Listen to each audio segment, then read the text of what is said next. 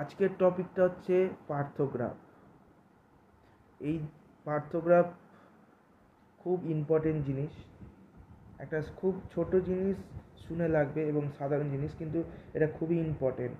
এটা পেশেন্টদের হেলথ কেয়ারের ক্ষেত্রে, বিশেষত যা যে সকল মহিলারা প্রেগনেন্টের পরের অবস্থা, মানে যখন বাচ্চা জন্ম দেয় সেই ক্ষেত্রে এরা খুব কাজে দেয়।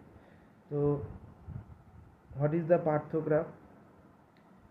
A parthograph is a graphical tool used to monitor the progress of labor,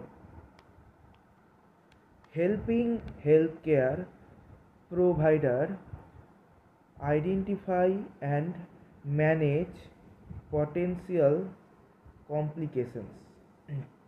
এটার কথা মানে হচ্ছে যে যখন একটা প্রেগনেন্সি মাদার যখন ল্যাবর মানে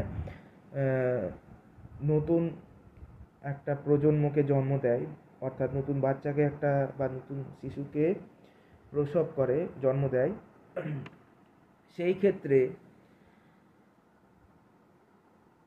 যেভাবে হেলথ কেয়ার অথবা যেভাবে হেলথ ট্রিটমেন্ট দেওয়া হয় সেই ল্যাবর মাদারকে, তো এই হেলথ কেয়ারের যে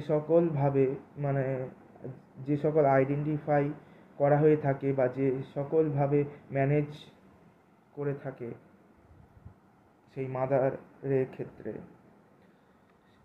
তো এটাকেই বলে প্যারোগ্রাফ। যদি ভালো লাগে অবশ্যই একটা লাইক দিয়ে দিবেন।